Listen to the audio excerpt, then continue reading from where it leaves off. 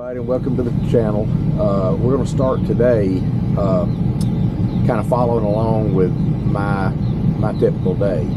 We got some pretty bad rainy weather today, and I'm hoping that we're going to be able to continue on with this video, but we'll have to see how we break it up. But today's project is going to be completing, it's a John Deere square baler that we've got. It's a 24, I think they call it a 24T or a 2400T square baler. It has a wheel bearing. It's locked up in a part. So just stay with us, and you know, hopefully we'll have a good day. I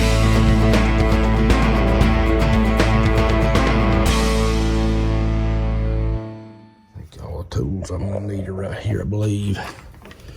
Throw this WD-40 in there.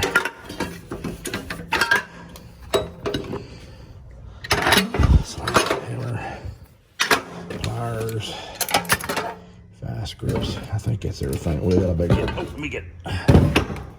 There's a hammer already in there. Pliers in there, and that wire brush. Maybe that'll be all we need for the time being. But we're probably gonna have to use the hot wrench on this project. So we'll see. Here we go. See if I can get out of this garage.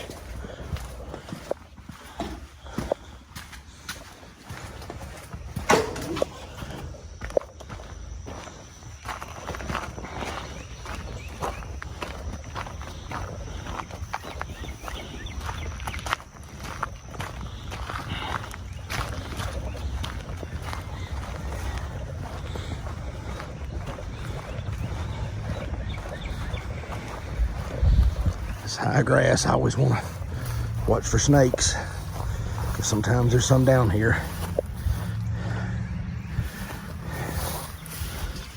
Nope, don't see anything there. But look up on the baler, make sure there ain't none.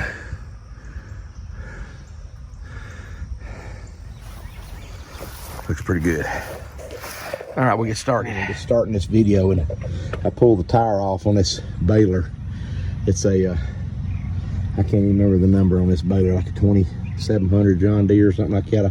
I'll find out the number and make sure I know, you know, before I get finished. But the wheel bearing was locked up, and of course I took it apart, and you see here's the wheel bearing. It's terrible. See, it's all dried out and rusted, and the back half wouldn't come out. When you see I've knocked the bearing off, and the inner race is still stuck on there. So I'm using this puller here and gonna take it loose, tighten it up real good, because what this does, it just kind of clamps behind it and holds it. And then I'll take a slide hammer. Man, something bite me. Take a slide hammer. I'm out here in the middle of the field, and bugs are eating me up. That's pretty tight. I think that might work. Let's see. Feels pretty good. Let's see what it does. Then I'll take this slide hammer right here and screw it on here. Screw it on either side, but I'll just use one side right now. Well, if I can do this, I can't hardly do it with one hand. Let's see. Okay. I'll screw it on there. Try to. Good. There we go.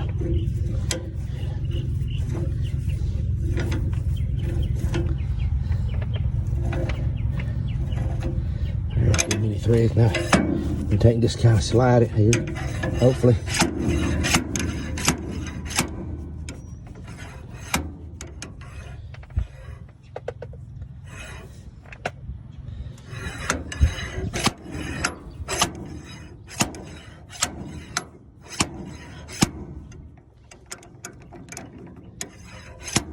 Spray it with some more WD-40 here.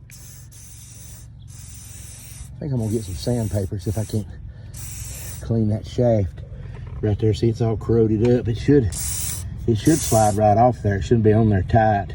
I think that rust and corrosion is the problem. Let me get some sandpaper, and we'll come back and see if it'll come off. Okay, so what I've done is I've went and got some It's like sandpaper, but it's called emery cloth. What they call it. See, this is it right here. It's in a roll, and I'll take and give me a piece, you know, maybe a foot long, and you can tear it real easy. Tear it right off.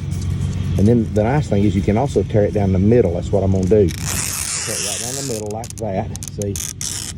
And then I'll use half of it on the bottom side, and then the other half on the top side. So just do it like this.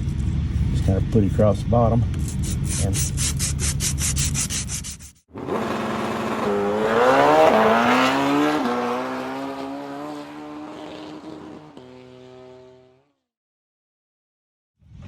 then I'll take this WD-40 and clean it real good. So it gets a lot of that off there. WD-40 is kind of expensive to clean with, but I don't have any brake cleaner with me out here in the field right now, so I'm just going to use it. Now, I've got that all wet and messed up. I'll get this other piece and do another rub on it. Try to get it cleaned up good as I can. Here we go.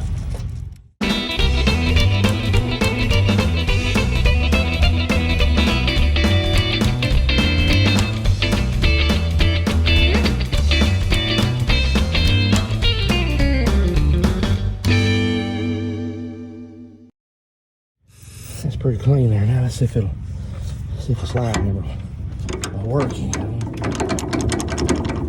May not, but let's try it. I think I got this thing on here upside down because it's wanting to hang up with me. Let me take it apart and move the slide hammer ball to the other side. Pick it up and turn it around like that. Yeah, that's what it is. See that? Look, that's got a big opening, and it goes on that ball right there. See, and I had it with that small opening going against it, which is wrong. See, it'll hammer better like that, and it won't hang with me. It was hanging up with me, and I couldn't figure out why. It's because when I dropped it off there, when I was holding the camera. Anyway, here we go. Just gonna try to knock it off here.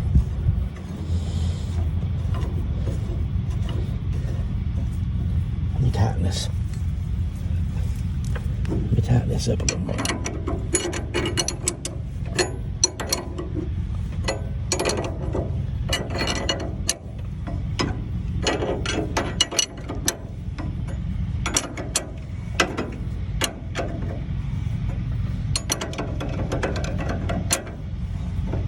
It's getting hot out here. It's just 81 degrees, but I'm not in the beaming sun. It's hot.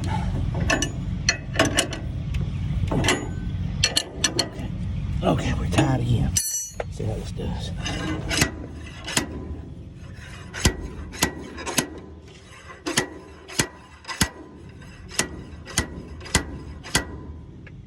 It ain't coming off yet. Let me try hitting on the other side. It'd be nice if I had two slide hammers. I do, but they're the wrong size. One of them's a lot bigger than this one. I don't have this size to go in that, the threads of that on that side. So we'll see how this works.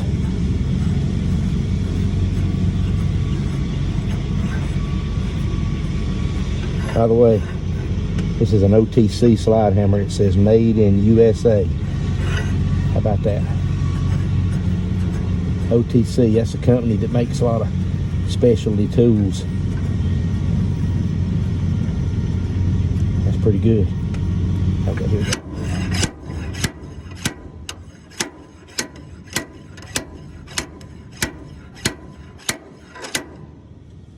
It is not coming off.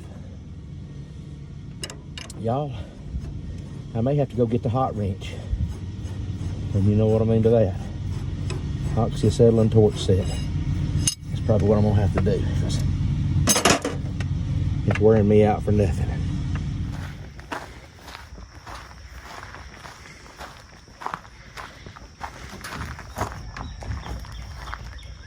What are you doing in there? All right, had a little interruption there. I come up to the Polaris here to get it because I was going to get the hot wrench. I got it laying in the back of the Polaris, I was going to take it up there and you know, try to get that bearing off that Baler. And when I started up here, something was moving in the floor of my Polaris. It scared me. I thought maybe it was a snake or something. I walked up here and there's a little old puppy. And we found out that they'd been looking for the puppy for a couple of days. And evidently must have spent the night in this Polaris here is the only thing I can figure. So anyway, got a little sidetracked, but we're still back at it. Here we go.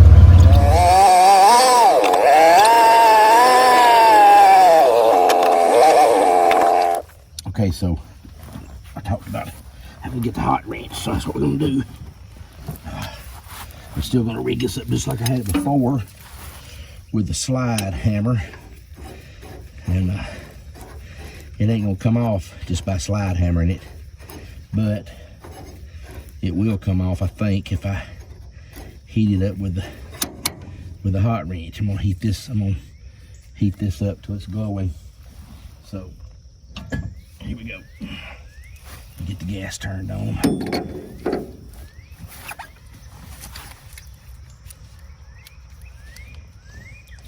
And the way I do this, some people may do it different. I go ahead and turn this upper knob, turn it off, okay? Turn the lower one on. That way our gas is up here, oxygen that is. So we got oxygen up here so I can, you know, and the trigger also works immediately no matter what. So then we'll turn the gas on right here and fire it off. So here we go. All right.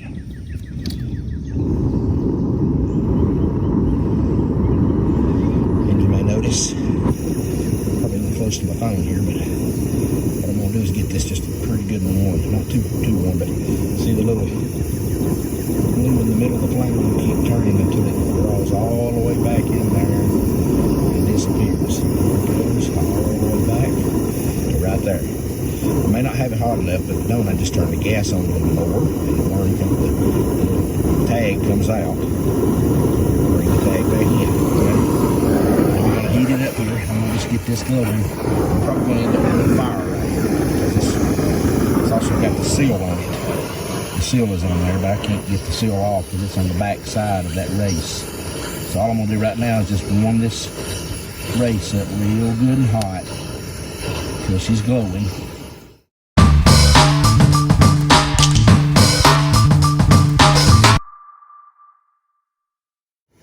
Should expand pretty good and hopefully come right off there.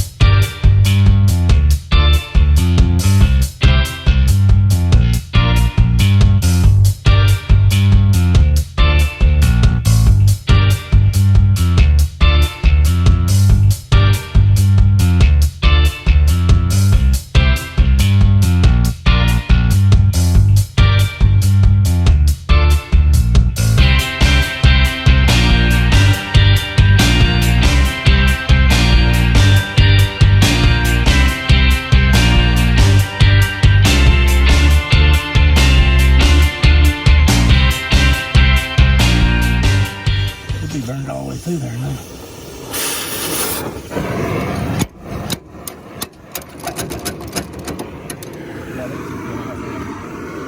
Let's cut this off. Whew, it's hot.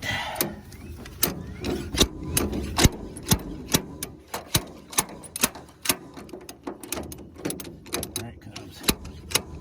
Just being stubborn. It's coming off now. Let's get this off here. It's gonna come off now. I hope I hadn't ruined that spindle. That's what I'm hoping. But it just didn't want to come loose. It wanted to be a bear.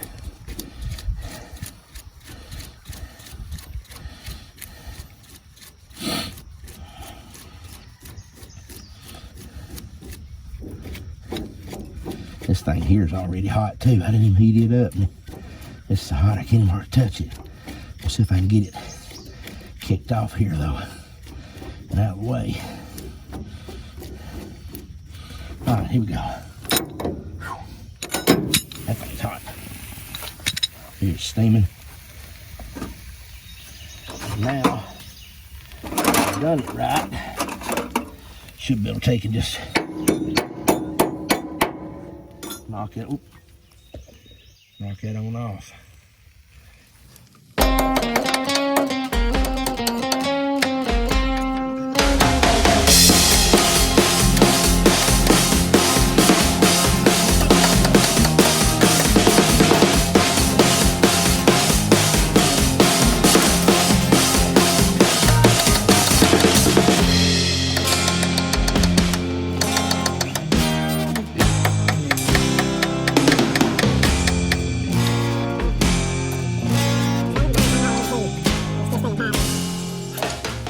Much as I hate to, I'm probably gonna have to just go ahead and burn it on in too. It just still will not come off there. That's it.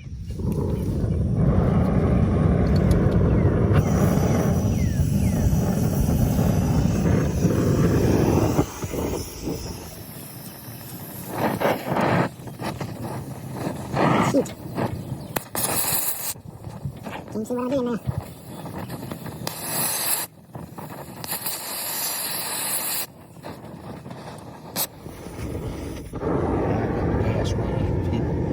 Hit it or something. Hit the knob, change the flame.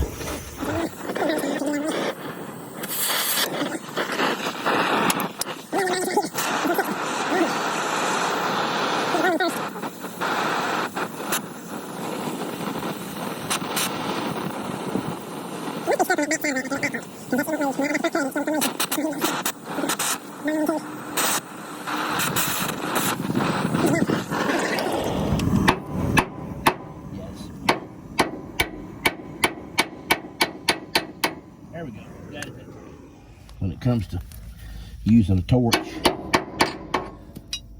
don't think I hurt that spindle. That looks pretty good. Got a little splatter right there, but I think I knocked that off. In fact, I know I can. I knocked that little splatter right there off. See, that'll just come right off. Just, there it is. That didn't make a mark or nothing. So let's clean that up. Now the next thing I got to do is I got to go get a seal for it. And the problem is the parts store, this is such an old baler, I can't find a seal for it. So what I'm going to do, here's my